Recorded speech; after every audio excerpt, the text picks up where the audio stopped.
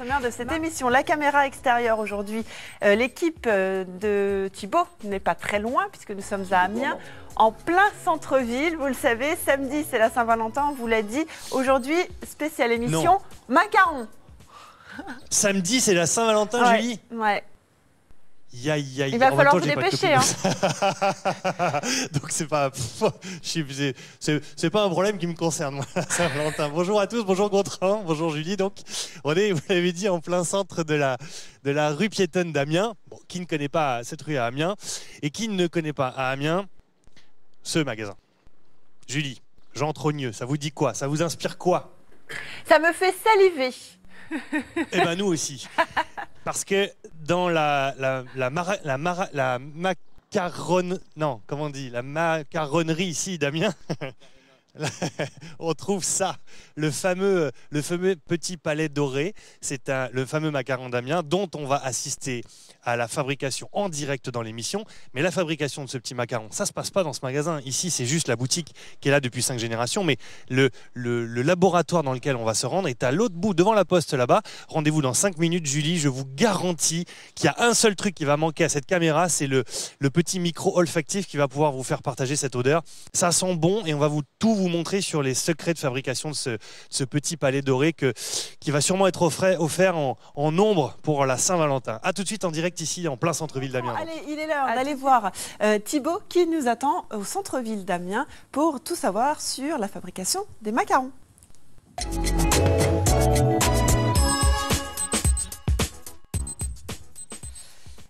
Et pour tout savoir, il faut commencer par pousser la porte, Thibaut.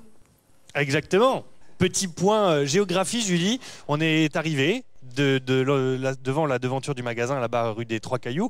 Quand on sort là, on est rue des Lombards, en fait. Rue des Lombards, 50 mètres sur la gauche, vous avez la grande poste centrale d'Amiens. C'est pour situer un petit peu l'endroit où l'on se trouve. Et il faut effectivement rentrer dans cette petite cour. Et derrière cette petite porte blanche là, c'est là qu'a lieu que s'opère la magie tous les jours. Enfin, pas forcément tous les jours, mais pas mal de jours déjà dans la semaine. Jean-Alexandre Trogneux. Et bonjour. Là, s'il vous plaît. Bonjour. Merci de vous accueillir ici dans les coulisses de ce qui fait la réputation d'Amiens. Quand on arrive à Amiens, il y a un grand panneau marqué le macaron d'Amiens, Jean Trogneux. C'est ici que ça se passe. Et là, on est vraiment dans le laboratoire. Oui, c'est une histoire de plusieurs générations. Ça fait depuis 1872 que tout petit, on nous trempe dans une marmite ou de chocolat ou de macaron pour que le fils reprenne la position et sache perpétuer cette recette qui date de Catherine de Médicis. C'est une grande affaire de famille. Hein.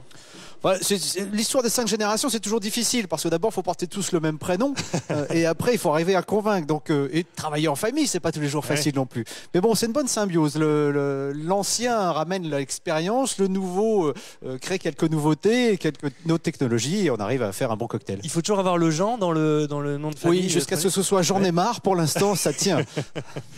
Donc ça fait 5 générations depuis 1872. Jean, donc votre arrière-grand-père, c'est ça? Exact. S'est installé ici.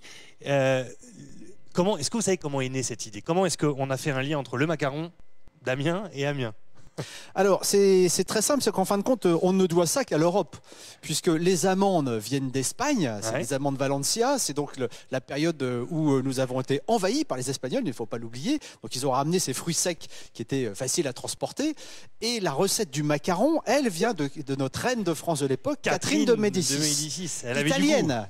Oui. Macaroni, la recette c'est amandes et sucre ou miel. Donc vous voyez, c'est pour ça qu'on retrouve des macarons un petit peu partout en France, mais chacun après y adopté sa recette différente. Alors là, on a les ingrédients. Emmanuel va nous rejoindre. Emmanuel, il est dans l'ombre là, mais il va être dans la lumière parce que c'est... Mesdames et messieurs, vous qui êtes chez vous et qui avez déjà mangé un macaron d'Amiens, peut-être une fois ou peut-être des dizaines et des dizaines de fois, tous les macarons d'Amiens sont passés entre vos mains. C'est bien ça. Un sacré paquet depuis le début. Ça fait combien de temps? 25 ans. C'est 25e année que je suis en train de faire des macarons, donc ça fait quelques millions quand même. La recette, j'imagine que vous la connaissez par cœur. Elle est immuable, cette recette. Elle est ultra naturelle. Ah, tout à fait. Aucun conservateur, aucun colorant, tout à fait 100% naturel. Et ça, je confirme. Alors, les ingrédients sont là. Vous nous montrez ce que c'est. Avant qu'on commence à faire dans la deuxième partie les amandes, évidemment, c'est incontournable. Alors les amandes, mais surtout les amandes Valencia, donc ces amandes espagnoles qui sont tout à fait goûteuses et qui ont cette capacité à obtenir justement un macaron avec un goût bien parfumé. D'accord. Le miel local, donc qui sert de liant. Très blanc, hein, un peu crémeux. Exactement, c'est très souvent un miel de printemps, donc pas trop parfumé, mais vraiment un liant. Le blanc d'œuf, parce qu'il n'y a plus de bonnes recettes sans des œufs, donc on n'utilise que le blanc simplement, justement, comme un bon gâteau. D'accord. Et ça, alors ça, c'est tout à fait particulier. Ça, c'est des amandes amères. C'est un amandier sur lequel ne poussent que des amandes qui sont très très amères, à savoir presque immangeables seules. Donc il faut mélanger comme on fait des frangipanes, par exemple. D'accord. Comme celui-ci. Et un petit peu de sucre, parce que bien évidemment. Quelques œufs ou non, ça c'était pour montrer. C'est pour les blancs, justement, à l'intérieur. D'accord. On mélange tout. On mélange tout, avec toute cette une recette recette dans la recette est dans un coffre et la clé au fond du puits, bien évidemment.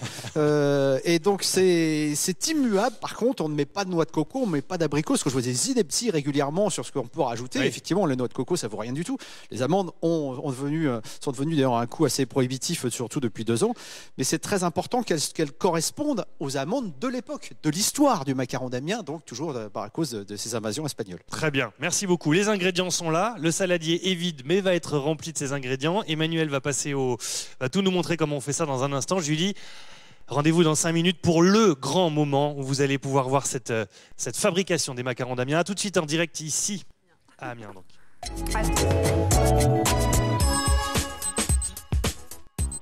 Alors, il y a une chose qui est sûre, c'est que vous n'avez absolument pas l'air d'être stressé dans cette cuisine, Thibaut.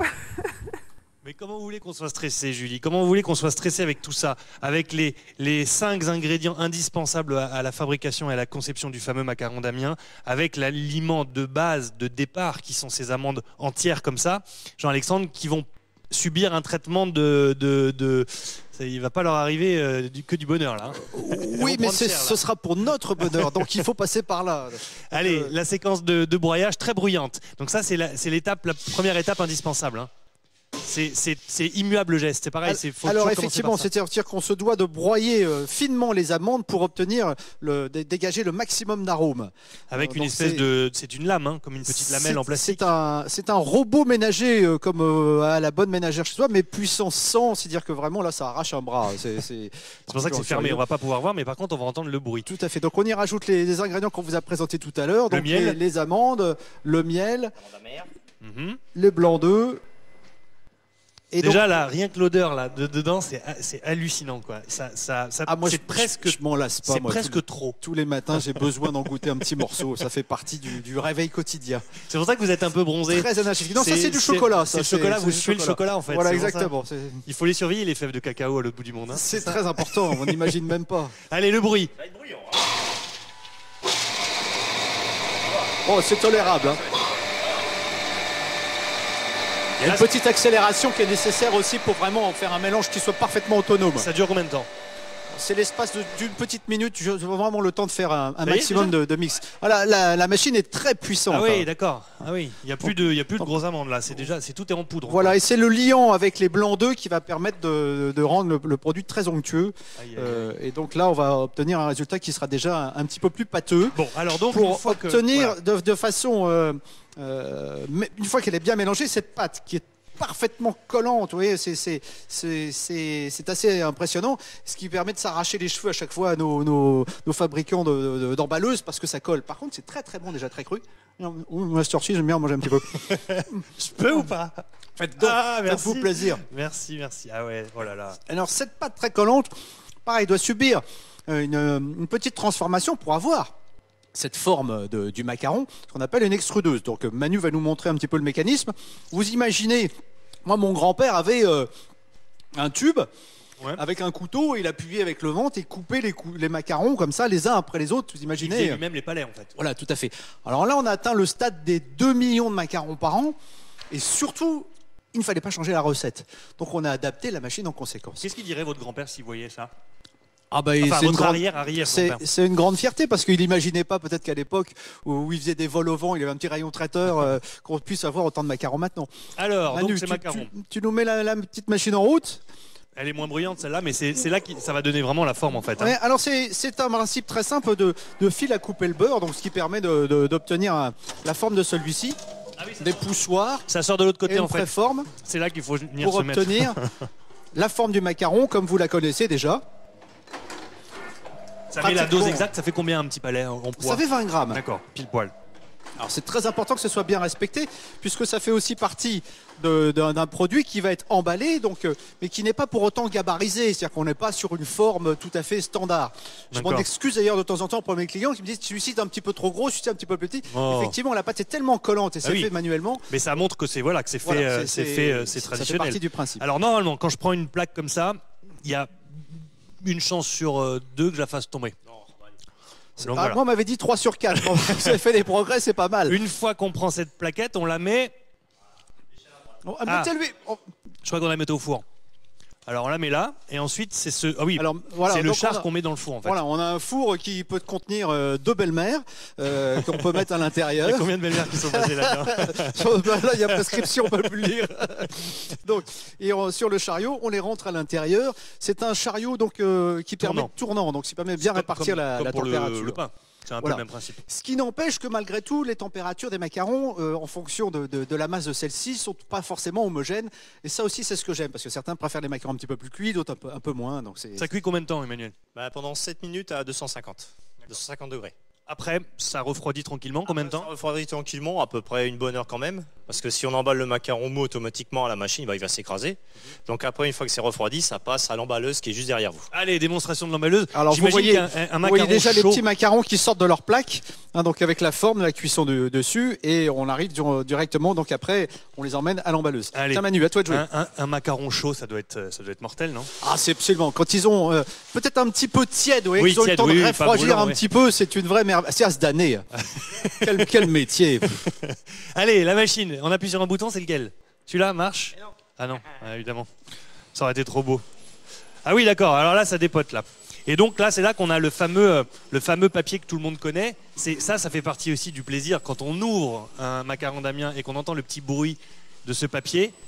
C'est la magie là aussi. Hein. Oui, alors c'est amusant parce que c'est un pliage tout à fait particulier qui ressemble au pliage que l'on retrouve dans les petits savons d'hôtel. Vous voyez, c'est un peu ça, comme un marron glacé aussi. Comme un papier cadeau en fait. Voilà. Et donc son emballage de papier or est vraiment une marque de qualité qui prouve que ça vient bien d'un macaron d'Amiens. Et ça se passe là, on peut le montrer sur le côté. C'est pareil, là, votre grand-père il l'emballait à la main. Enfin, arrière-grand-père l'emballait à la main. Oui, bien évidemment. On ne pouvait pas faire autrement. Donc il fallait des petites mains, comme on dit, pour pouvoir avancer. Alors là, la grande difficulté, c'est qu'à 9h30, quand on ouvre tous nos magasins, il faut que les macarons soient frais, disponibles et déjà emballés. Très bien. Donc on se résume, entre le moment où les ingrédients sont là et le moment où ce macaron que l'on voit se faire emballer va se retrouver en magasin, il se passe combien de temps?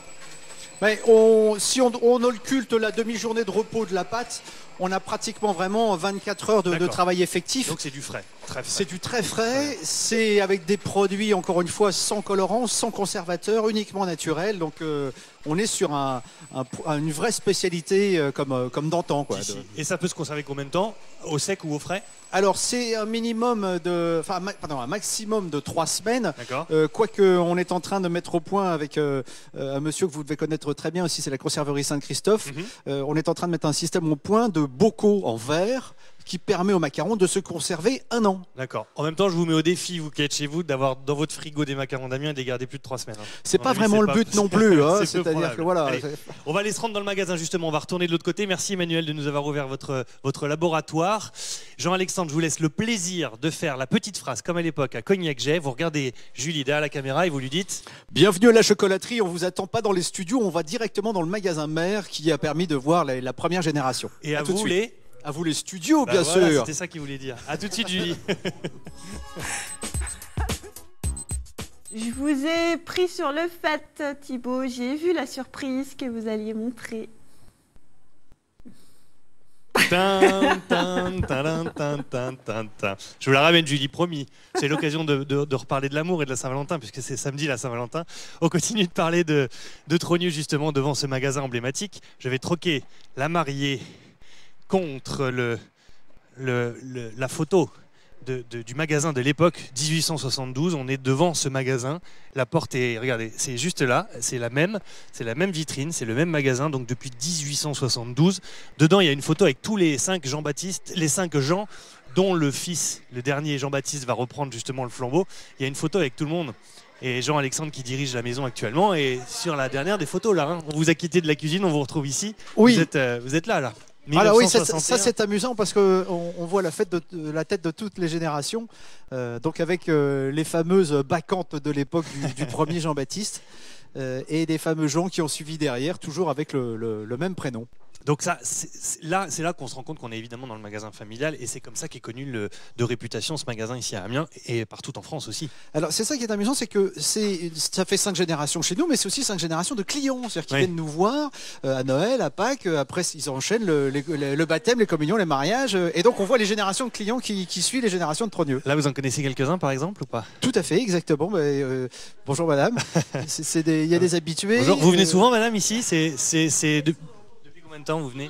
Des années, même du temps du papa.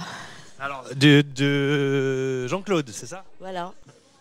C'est quelque chose qui est incontournable pour vous, ce magasin ici à Amiens? Il est c'est super bon, c'est très bien, rien à dire, très gentil. Qu'est-ce que vous préférez?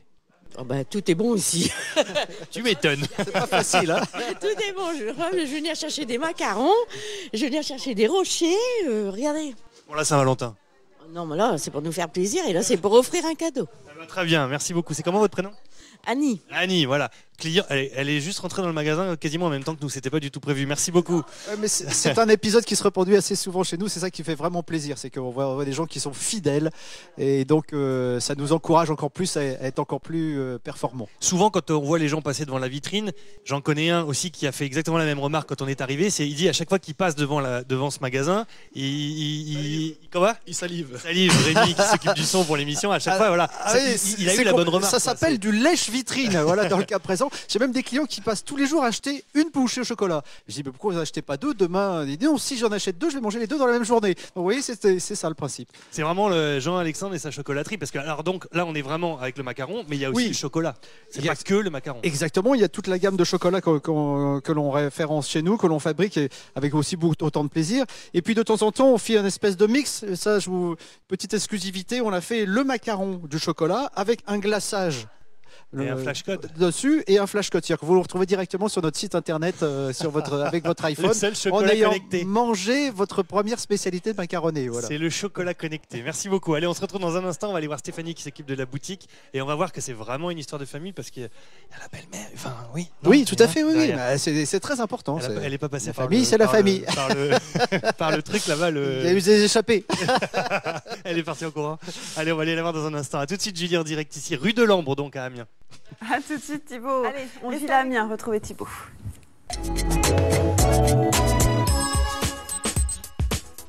Thibaut, il a un sourire à la banane comme ça depuis tout à l'heure, quoi. Je viens de comprendre un truc avec toute l'équipe, Julie. Alors, Pascal va encore dire que je fais des rodomontades, mais je pense que c'est vrai. À chaque fois qu'il y a des émissions de gourmandises, de bonbons, de fleurs, de chocolat, de machin, c'est moi qui m'y colle parce que vous savez très bien, Julie, que je vais vous en ramener. Regardez tout ce qu'il y a là. Regardez tout ce qu'il y a là, notamment pour l'occasion de la Saint-Valentin. C'est quand on rentre, Jean-Alexandre Denet, à côté de moi, quand on rentre là, ça sent le chocolat et ça sent l'amour, la mûre, comme dirait Johnny. Oui, et c'est pareil, mon épouse me dit régulièrement quand je rentre à la maison, je suis imprégné de chocolat, donc je suis donc à croquer 2 fois. Oh le malin, ça c'est pas mal comme technique. Stéphanie s'occupe donc du magasin, fait partie de l'aventure de ce magasin ici à Trogneux. Qu'est-ce que ça fait de travailler dans un magasin comme ça, emblématique? Le micro. Hop, que du bonheur. Que du bonheur. Qu'est-ce qui vous séduit dans le fonctionnement de ce magasin brillant comme ça?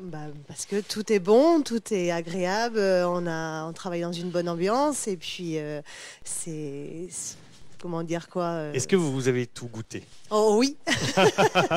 Goûter. C'est impératif. Vérifier si vous aviez bien goûté. Notre patron nous le dit, il faut goûter pour savoir ce qu'on vend. Donc c'est important. C'est très important, vous ne pouvez pas vendre quelque chose que vous ne connaissez pas par cœur. Ouais. Donc, mais alors là, donc, vous avez le plus beau métier du monde. Complètement. Je pense. Voilà. C'est quelque chose dont on travaille dans le chocolat, c'est agréable, je pense que tout le monde en rêve et puis on a l'envie qui est là.